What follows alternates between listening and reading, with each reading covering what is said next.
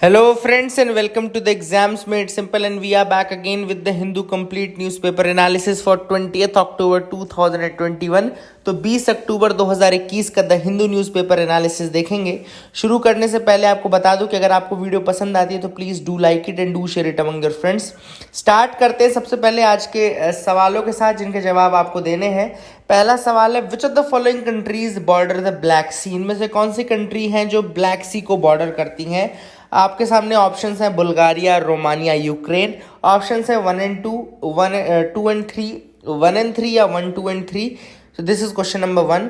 दूसरा सवाल है, tax inspectors without borders. Tax inspectors without borders एक जॉइंट इनिशिएटिव है ओईसीडी का, और इनमें से और कौन सी दूसरी संस्था इन्वॉल्व है? तो ओईसीडी प्लस और दूसरी कौन सी संस्था है जो कि टैक्स इंस्पेक्टर्स विदाउट बॉर्डर्स नाम का इनिशिएटिव जिसने स्टार्ट किया है? तो this is the question which you have to answer.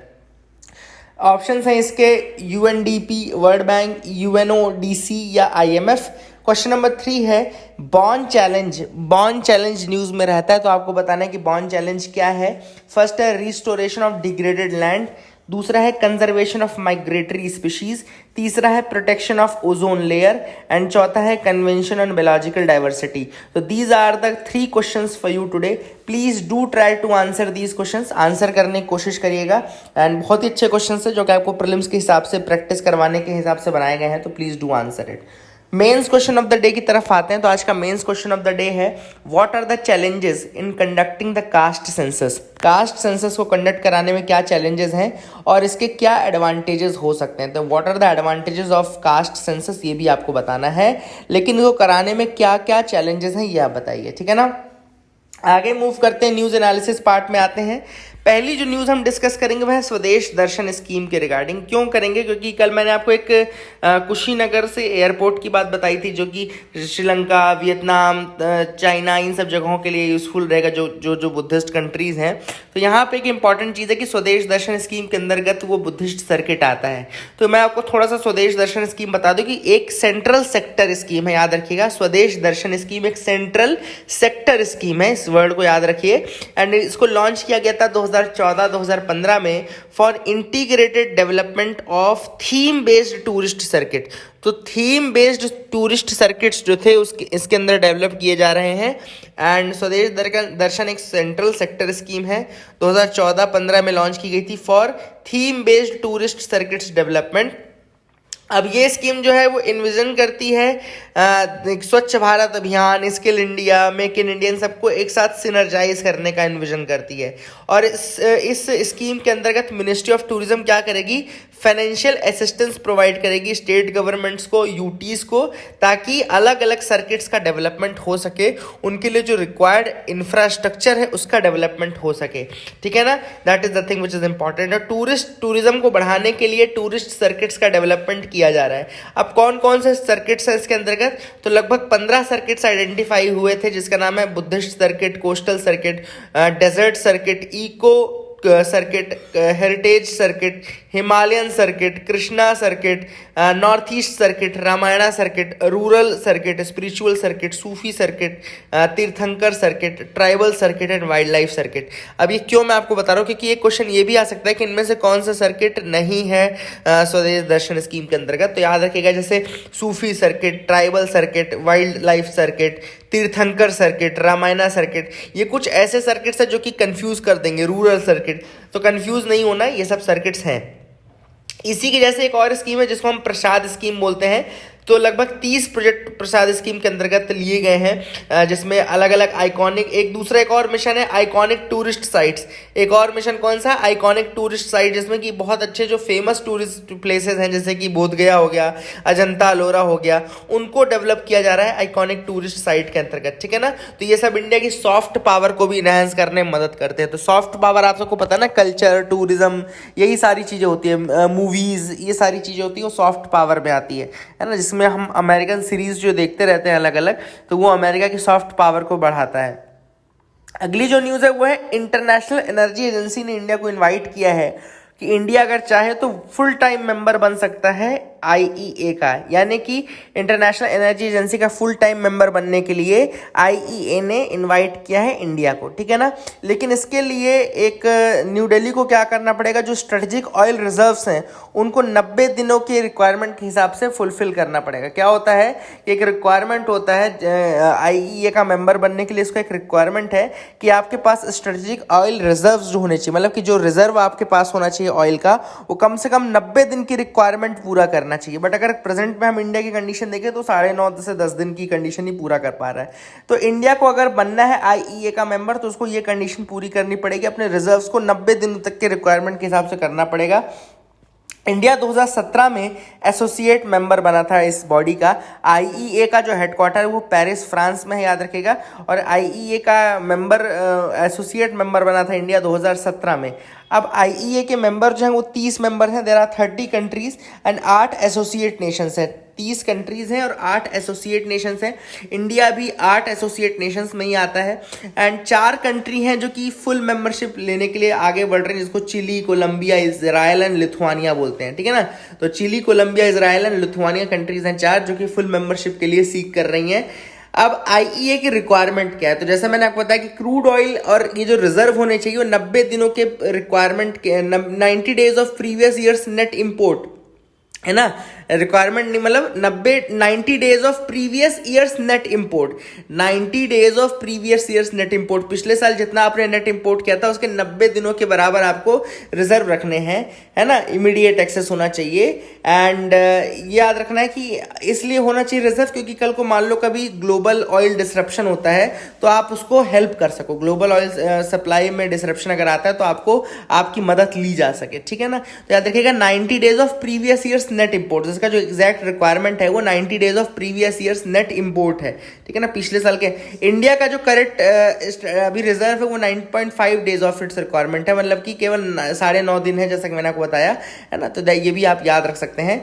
दूसरी रिक्वायरमेंट ये है कि IEA has to show a demand restraint program to reduce the national oil consumption by up to 10%। आपको एक डिमांड रिस्ट्रेंट प्रोग्राम भी दिखाना पड़ेगा जो कि आप ये बताए कि आपका जो ऑयल कंजम्पशन है वो it will decrease by up to 10%, ठीक है ना। तो ये आप याद रख सकते हैं।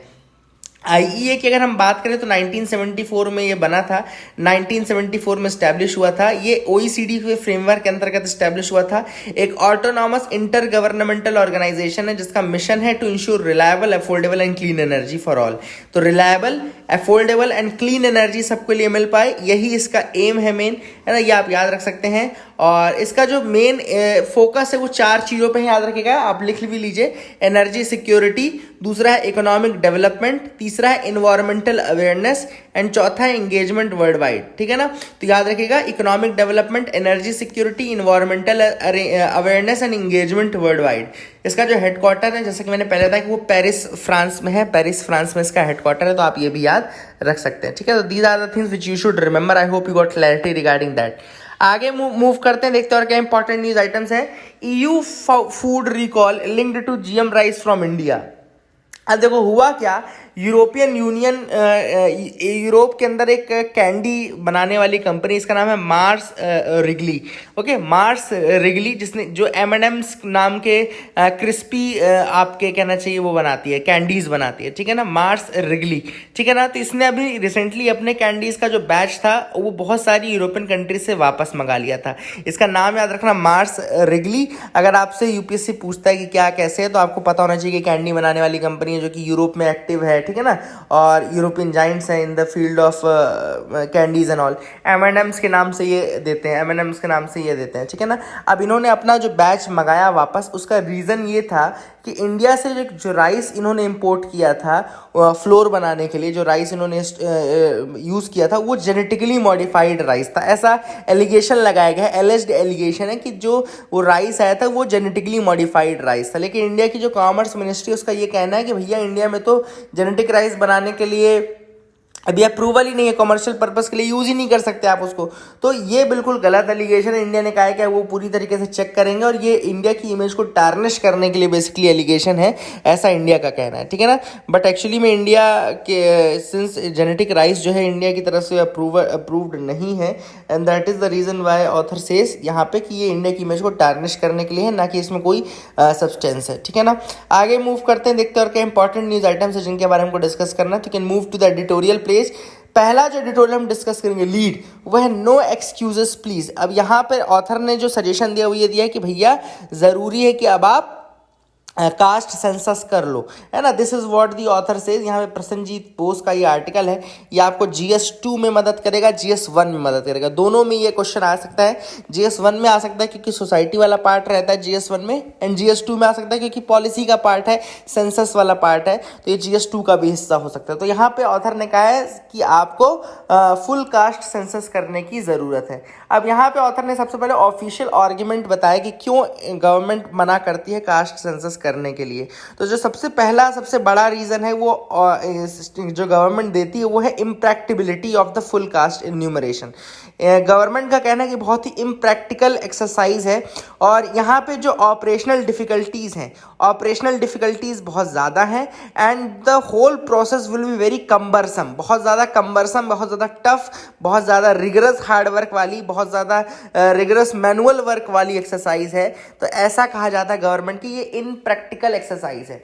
इसके अलावा जो पहले 2011 में SECC यानी सोशियो इकोनॉमिक कास्ट सेंसस हुआ था, 2011 का हुआ था, उसका डेटा भी फुल्ली एक तरह से रिलीज नहीं किया गया है। 2011 के सोशियो इकोनॉमिक कास्ट सेंसस का डेटा भी पूरी तरीके से नहीं रिलीज किया। क्यों? क्योंकि यहाँ पे ऑथर का कहना है कि देखो, अगर आप देखेंगे तो अगर ओवरऑल कास्ट 3 से 4 हज़ार आनी चाहिए, तो जो सोशो इकोनॉमिक कास्ट सेंसस था उसमें 46 लाख 46 लाख से ज़्यादा कास्ट आ रही थी।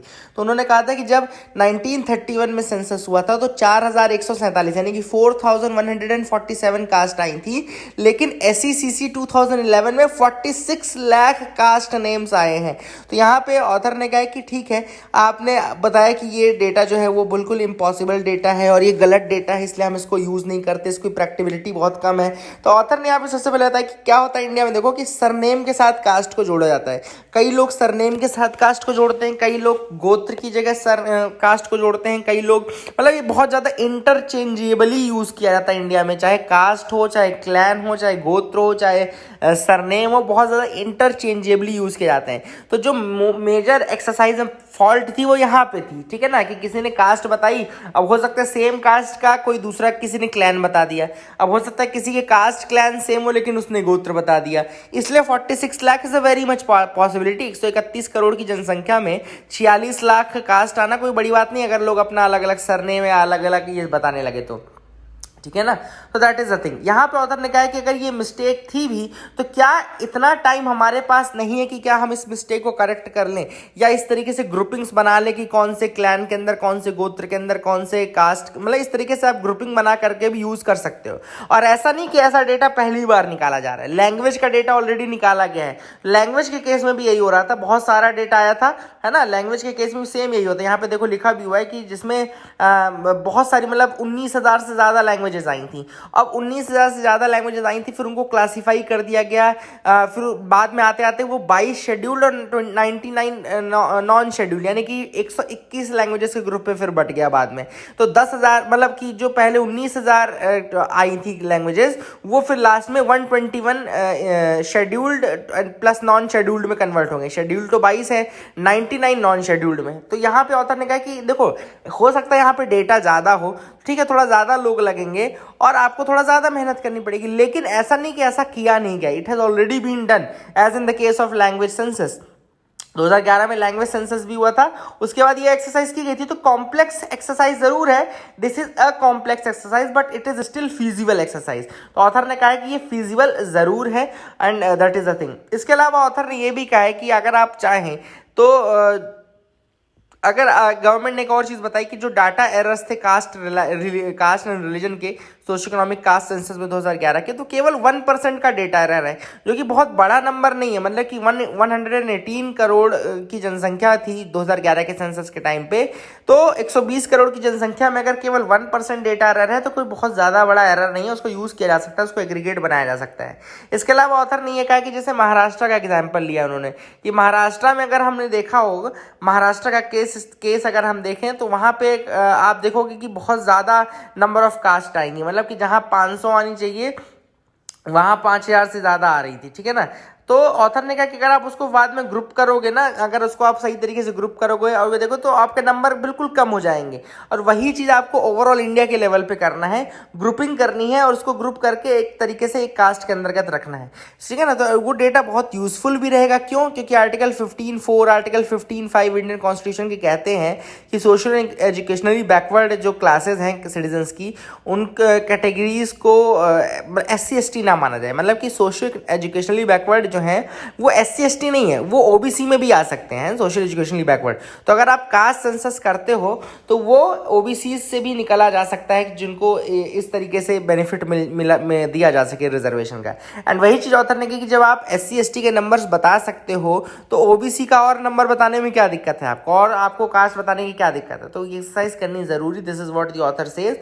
एंड यहाँ पर ऑथर ने कहा कि ठीक है ये कॉम्प्लेक्स एक्सरसाइज रहेगी लेकिन ये फीजिबल रहेगी, और आपके जो एक्सप्लेनेशन हैं, जो एक्सक्यूजेस हैं, वो बहुत ज़्यादा वायबल नहीं, इसलिए आप इस एक्सरसाइज को कंडक्ट कराएं।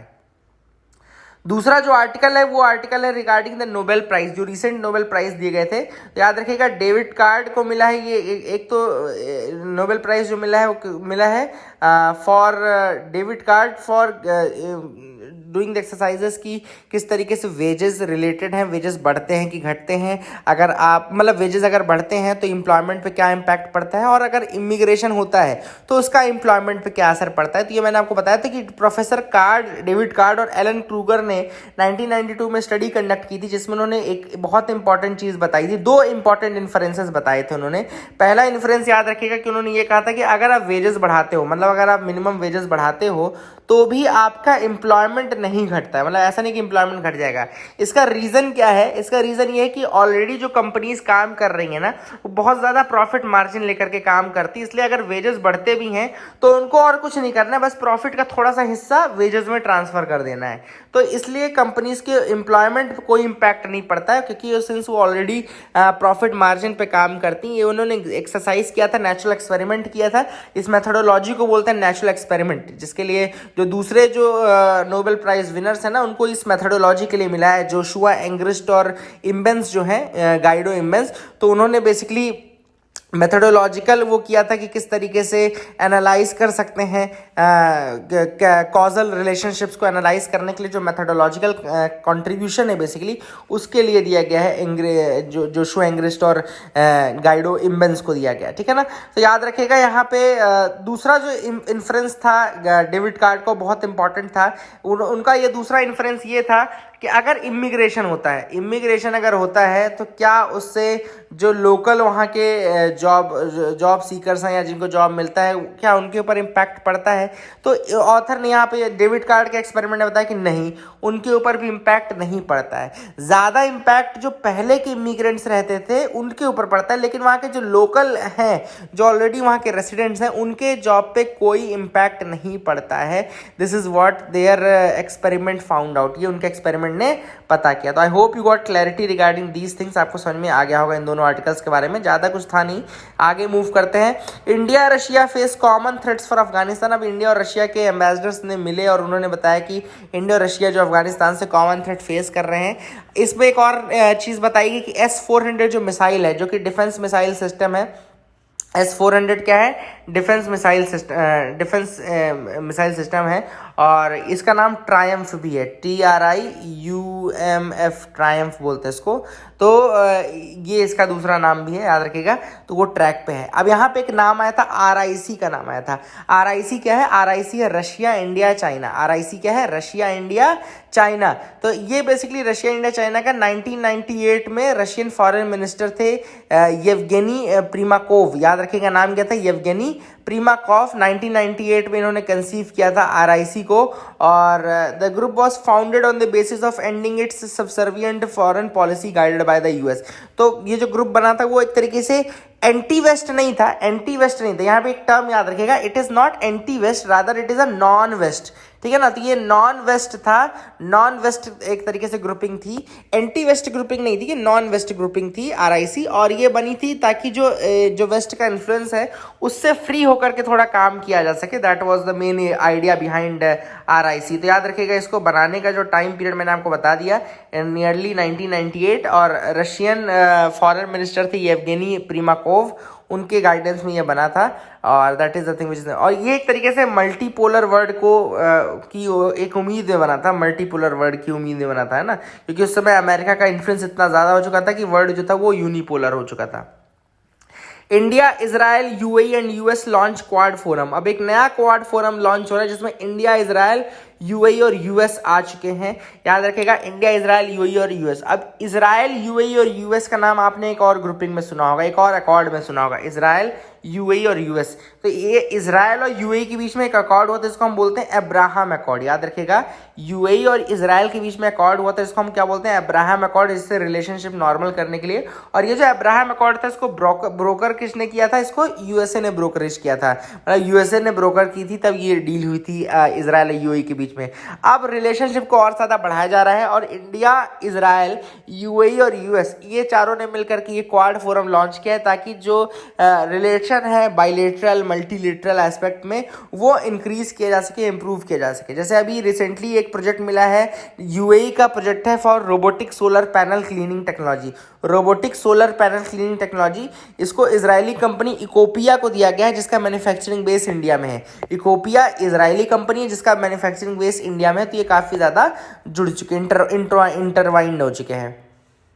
अगली जो न्यूज़ है वो है Bhaskar Bada to be added to the official calendar of Assam.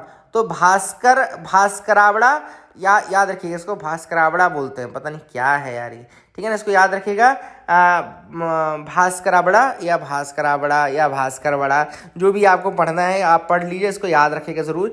ये अब वहाँ के ऑफिशियल कैलेंडर में यूज़ किया जाएगा असम के। एक्चुअली भास्करवड़ा एक एरा है असम का, जो कि लगभग 7th सेंचुरी के आसपास वहाँ के लोकल रूरल ने स्टार्ट किया था, और वही जो भास्करवड़ा है वो अब सका और ग्रेगोरियन एराज की तरह ऐड हो जाएगा ऑफिशियल कैलेंडर में। असम के ऑफिशियल कैलेंडर में भास्करवड़ा जो है वो ऐड कर दिया जाएगा वहाँ के जो वहाँ का ऑफिशियल कैलेंडर था।